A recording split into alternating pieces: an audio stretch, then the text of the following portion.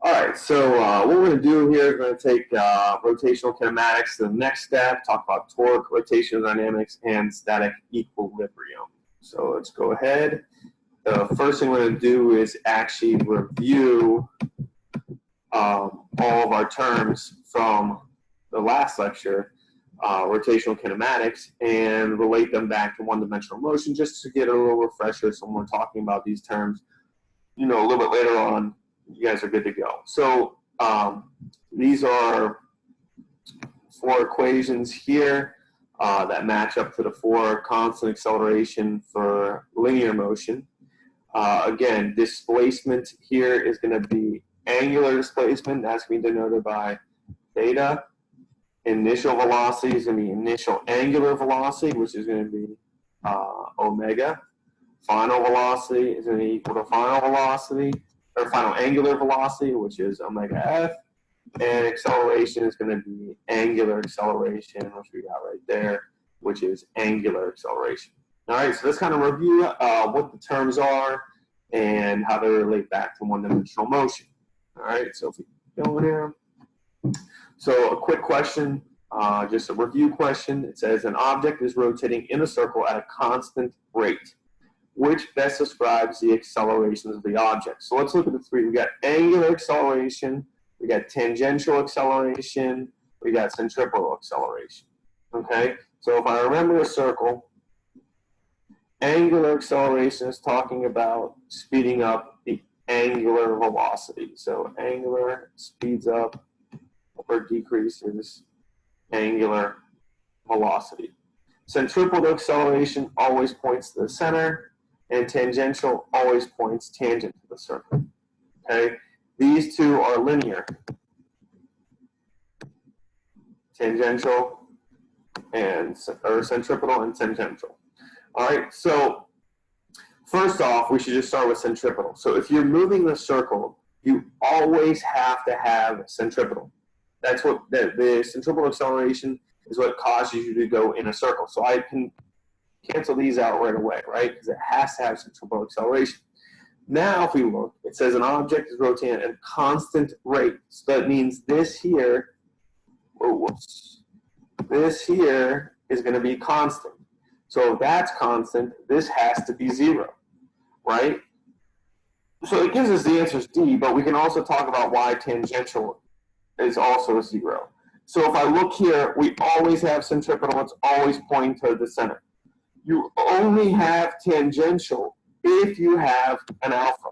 This vector here either speeds you up or slows you down. So if you're moving at a constant rate, you do not have it, and that's why that's 0. So that's why the answer there is going to be 0. All right? So this is just exactly what I said there. Answer is D. So what we're going to talk about here, we're going to start talking about torque, and let's just think about if we had a meter stick, right? So we have a meter stick, 100 centimeters long. If I put my finger right at 50 centimeters, all right, what's going to happen at that point? Well, if I just have it there, what should happen is it should balance out, right? It's not going to rotate up or down, all right? If I apply a force at that 50, what's going to happen? Well, either whatever way I apply it. If I'm pushing it up, it's just going to translate. So it's going to move linearly. Like I push it up, it's going to move up. It's not going to rotate at all. So I'm pushing it right at that point there. Okay. Now, what happens if the same force is now applied perpendicular to the meter stick on the ends? So if I now apply at the end of the stick, so this is the stick, if I start pushing it here, what's going to happen? It's now going to rotate around, right? So it's going to rotate around the center of mass. So I'm pushing down on it, it's going to rotate. So now I have rotational motion. So as you can see, some force had to get me that rotational motion. So now it's just asking if you, fix it at a different point, what would happen? So it's going to just rotate around that fixed point. So it's basically saying that it's comparing translational motion to rotational motion, and how a force here causes motion, and a force here causes it to start moving. All right? So when we talk about rotational motion, we talk about torque.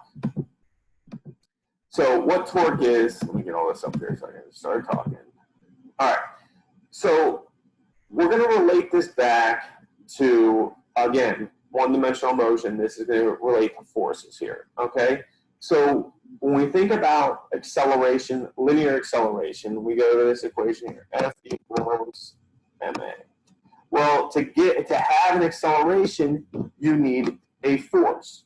Well, to have an angular acceleration, you're going to need a torque. So torque here causes angular acceleration. So basically it causes the object to start moving. So it's a force that causes the object to start rotating. So the object is always going to have a pivot point, right? The axis, what we call the axis. So what we're going to be doing is looking at the force comparative to the axis, okay? So our equation for torque is R, which is the radius away from the axis point to wherever the force is applied. So this distance here is my R. The force is the amount of force times the angle theta. And theta is the angle. So you might get a whole bunch of different angles in your problem, but you have to remember that the angle theta is the angle from the lever to the force. So that right there is going to be my force. Now, if I want to maximize the amount of torque I can do with a force, so I have the same force. So if I apply this same force, but I want it to be maximum, right? I want the maximum torque. So what I'm going to do is I'm going to move as far away as I can. So I'm going to move as far away as I can, and I'm going to apply it directly perpendicular, right? Because that angle right there is 90 degrees. And if I do sine of 90, that just gives me 1. So that's going to give me the maximum amount of torque, is if I can apply the force, whatever force I have, as far away as I can from the axis and have it perpendicular to the lever arm, okay? The unit here are Newton meters. We call this tau. It's a Greek symbol tau. Again, if we look at this, if we look at equilibrium, so we talked about, when we were talking about forces, translational equilibrium, we would say that it was in equilibrium if the net forces all added up to be 0, right? If there was no net force acting on an object, it would be in equilibrium. In other words, it wouldn't have acceleration. Well, it's the same thing here. We're just going to do the same thing. Except instead of the forces, we're going to add up all the torques. And if all the torques add up to be 0, we can say that's in rotational equilibrium. In other words, it's not going to have an angular acceleration. Okay? So let's do an example problem here. Oh, no, it's all good. I just talked about this. So if you have a bunch of torques, you just have to add them up. Now, this is important here. Just like when you do your forces, when we did our summation of forces equals ma, and you would have positive and negative forces over here, you would have the same thing here. You're going to have positive and negative torques, so you have to be positive. So summation of the torques, if you want an equilibrium, have to be 0, but you're going to have positive and negative torques here. So how you do that is you can set counterclockwise to be positive, clockwise to be negative. It doesn't really matter. Again, it's your frame of reference. If you just keep it the same, constant throughout the problem, so whatever you set to be positive, keep it positive throughout the problem. Whatever you set to be negative, keep it negative throughout the problem, and then you'd be fine. All right?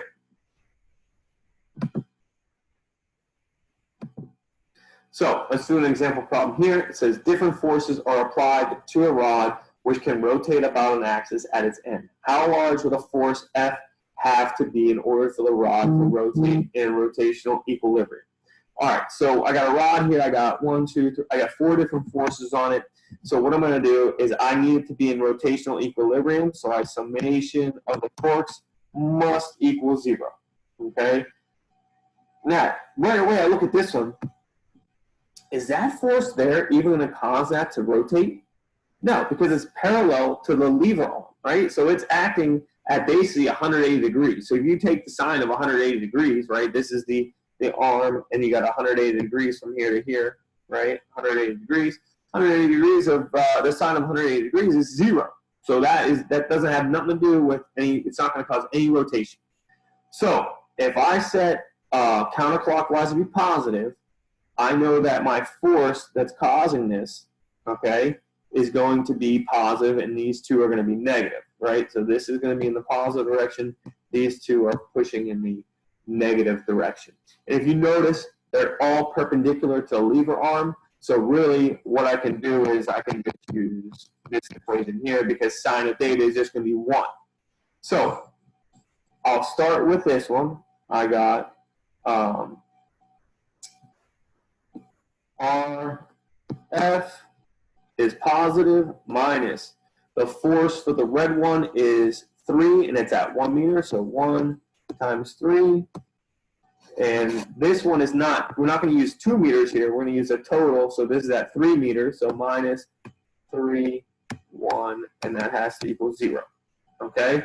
So if I look at this, I got, and this is actually, the force here is at 1. So really that goes away because it's just 1 there.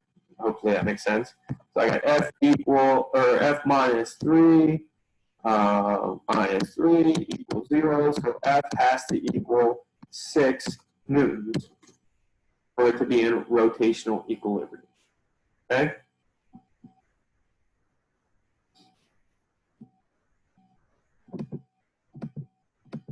And this is just it, same thing.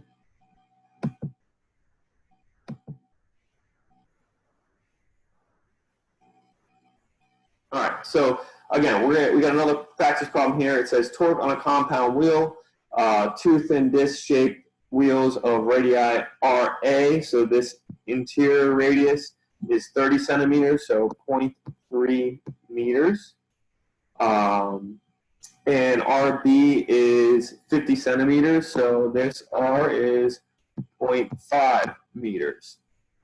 Attached to each other on an axle that passes through the center of each as shown to the right. Calculate the net torque on this compound wheel due to the forces shown, each of magnitude 50.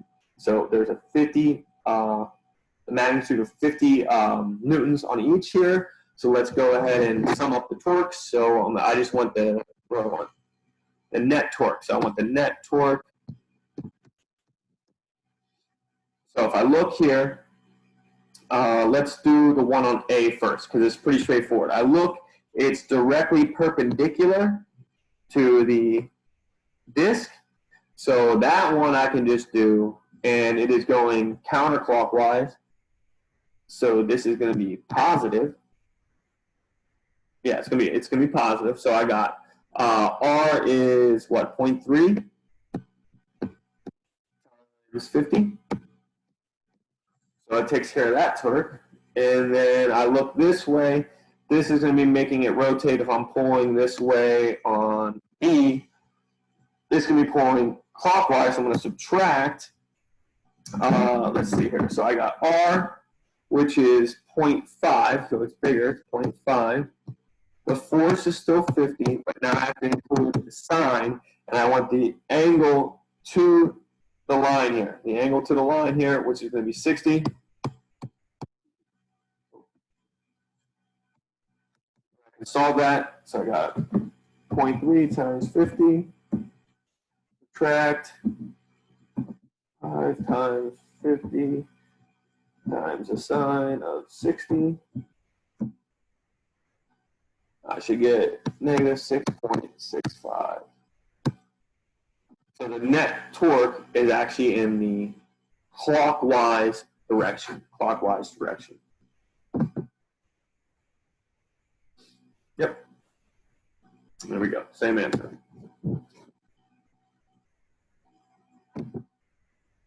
All right. So now we're going to talk about rotational inertia. Okay. Rotational inertia is, and we talked about this when we talked about Newton's second law, right? We called that the law of inertia. I'm sorry, the first law is the law of inertia, right? So inertia is the tendency of an object that wants to stay in motion or resist the starting of motion.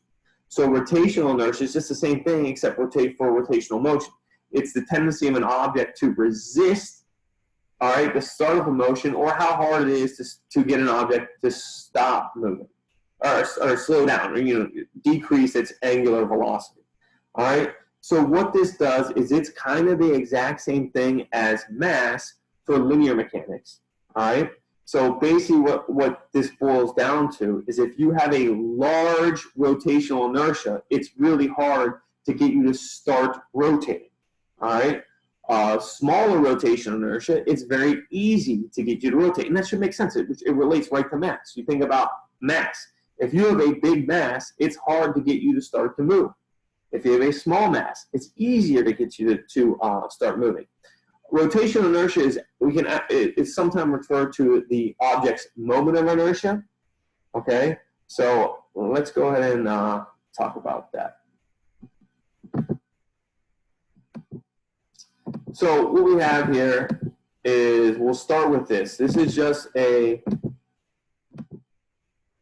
a point mass going in a circle, right? So this object, all the mass is here. It's going about a circle. So if I want to calculate its moment of inertia, right?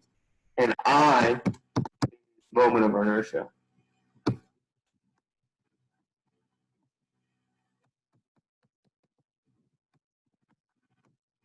Right? So I'm going to take the mass times the radius that it is going about the circle. Okay? Very easy. This equation here is not on the AP equation sheet. Gotta memorize that. All right. So I equals mr squared. This equation also holds true is if instead of having a point mass like I got here, is if I had like a hoop. Say I had a solid hoop. What color is it? A solid hoop with a mass all at the same radius. So this hoop, all the mass is at the same radius. I can then also use that to calculate the moment of inertia. Okay, so that equation there gives me for a point mass and a hoop. So they're not going to get. So you're going to see on the next slide here. I'm going to get into different shapes and how to calculate their moment of inertias. Okay, you're not going to. You need to memorize this one for a point mass, and it also holds true for a hoop. But the other ones you're not going to need to memorize. If they're using them, they're going to give you them. Okay. So let's go ahead and take a look at what we got here. All right, so we got different shapes here. So what I got here, the top left, I got a uniform rod with the axis point right in the center, and it's going to be rotating about the center. So to calculate the moment of inertia there, I'm going to use this equation where I equals 1/12 the mass of the rod times the length of the rod squared. Okay, so again, like I said, if they give you a problem like this, they're going to give you an equation. You don't need to memorize it. You need to know what it represents, what moment of inertia represents. All right. Likewise, so if instead of having the rod in the middle, I'm going to put it at the end. So I got a rod rotating about one of its ends. All right. So it's going to be a little bit different. The mass is farther away, so it's going to have a bigger moment of inertia. The moment of inertia here is I equals 1/3 ml squared. Okay. Now, if I go down here, I have a sphere about its center, and it's going to rotate around its center. The moment of inertia for that is 2/5 mr squared. And then the last thing I have is a cylinder that rotates about its center, and that's going to be 1/2 mr squared. Okay. So what you need to see is when we compare, these two things here. The further away I move the mass, right? So I got more mass here further away instead of here, the bigger the eye is going to be. All right. So let's go ahead and take a look here. So it says 2 cylinders are allowed to roll without slipping down a hill from rest. The mass of the cylinder A is distributed evenly throughout the cylinder, and cylinder B is made from a more dense material that has a hollow center, and the mass around the center axis is seen as in the diagram below. The masses and radii of each cylinder are the same. Which cylinder will reach the bottom of the hill first? So we want So we're talking about something rolling down a hill, right? We got this guy rolling down a hill. We want the cylinder that has the lowest moment of inertia. We want because that's going to start rolling easier. In other words, it'll get to the bottom of the hill faster. So if I look at this, cylinder A is the same throughout.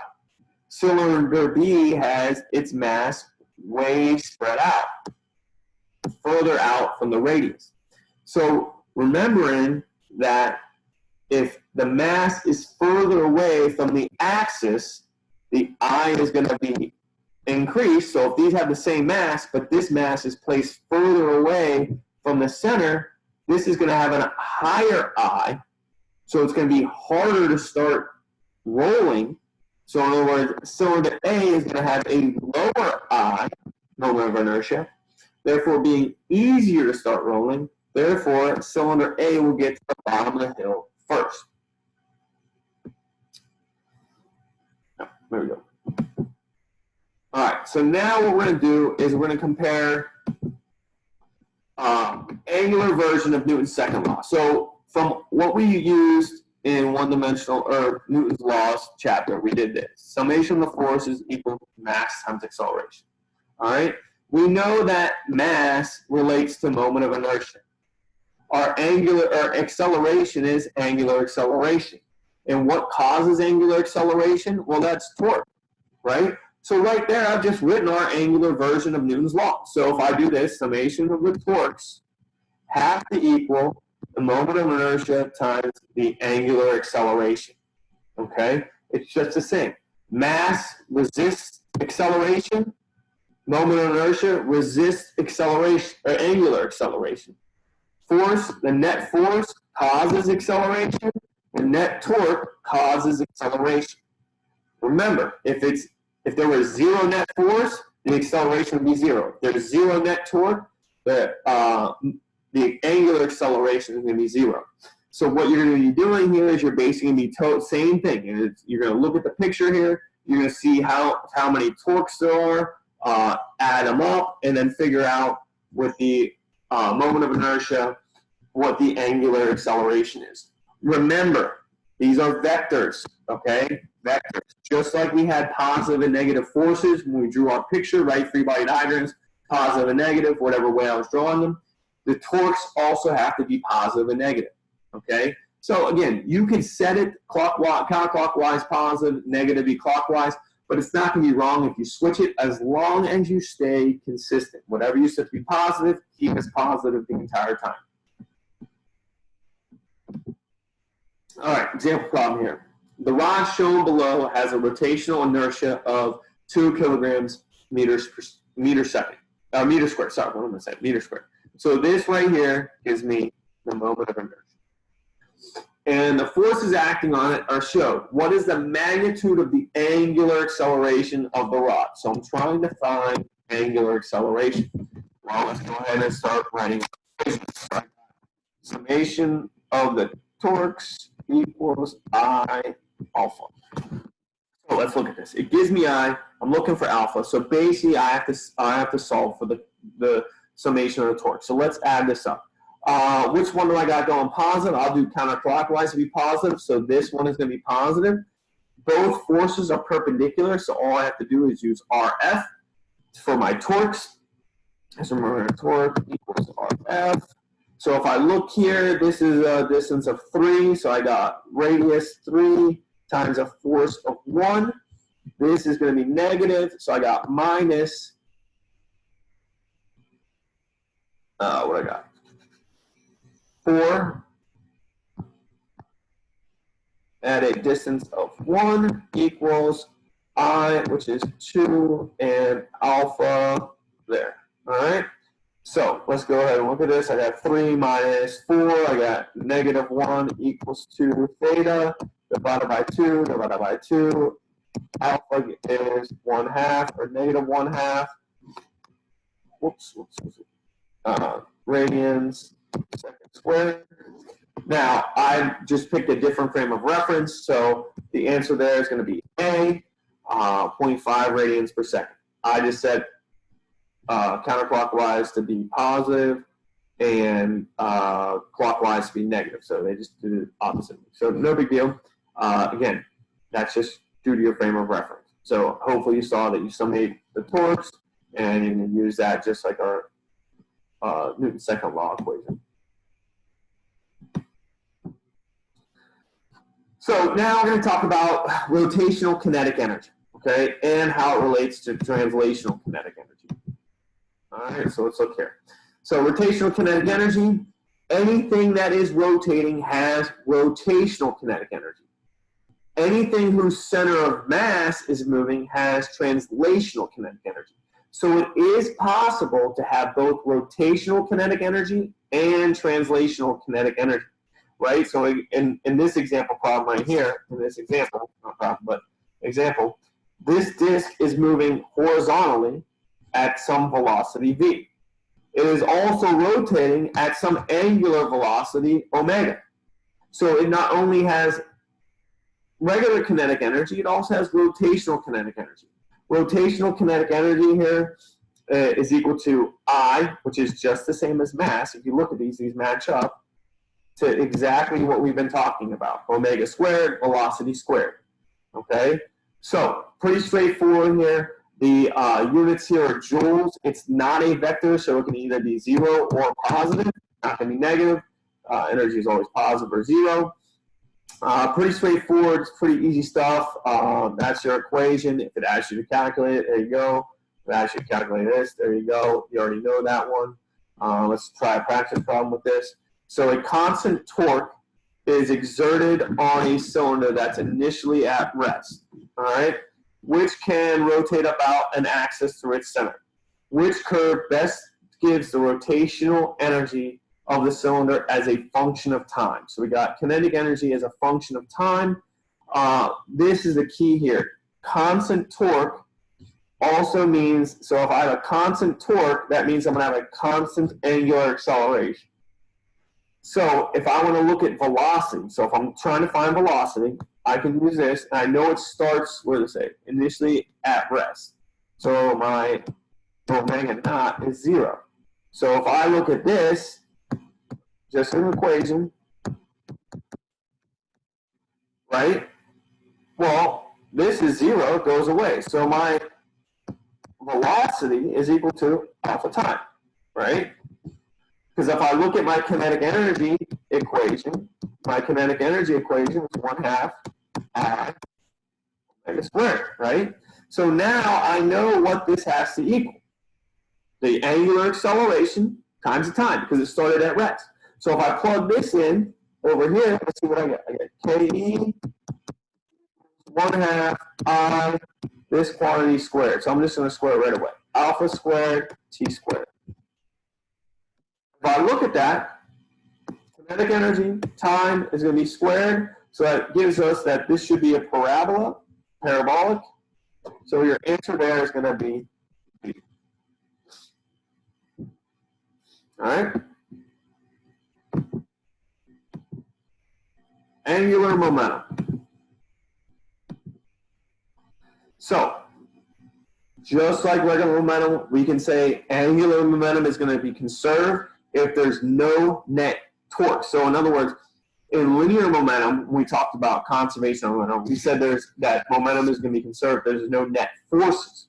So just like this, we're going to relate it right back to that. If there's no net torques, then momentum is going to be conserved. So we can say that momentum initial equals momentum final, right? We had that for momentum initial equals momentum final. You guys made the equations like, oh, how many objects were moving before, how many moving were after. Kind of the same thing here. We're going to look at what has momentum before, what has momentum after. So the basic equation for angular momentum is L is angular momentum, so I got L here, times the moment of inertia, I, and times how fast it's moving. Well, if I think about regular momentum, momentum is equal to mass times velocity. Isn't it the same matchup we just talked about the whole time? I matches up with M, and omega matches up with V. So it's kind of the same thing. Now, what is kind of strange is even if you have an object that's not moving in a circular path at that moment, that object can still have angular momentum. So if I look here, down here, I have a mass that's moving in a straight line. That's not going in a circle, but it still has angular momentum. Okay, and how it has angular momentum is this. So how we calculate it is this. So what I'm going to do is I'm going to take this equation here. I can either take the mass times the radius, mass times velocity, times the radius from the axis point that we're referencing, times the sine of theta that it makes with that there. Or, in other words, what I can do, all right, is take the mass times velocity, so I'm still going with this. Instead of doing the r theta, I can use capital R, which tells me the closest point of approach. So in other words, when this is moving at a constant speed, or whatever velocity, moving in that direction, at what point is it going to be the closest to that axis point? In other words, basically that straight line right there, and that's going to give me R. So capital R is the distance of closest approach to the axis point. All right. Angular momentum is a vector. Okay. So it's going to be positive and negative. So again, the same thing. It's the same thing. Whatever way you set positive or whatever way you set negative, as long as you keep it the same, it's fine. It's going to be fine. All right. So let's go ahead and try a practice problem here.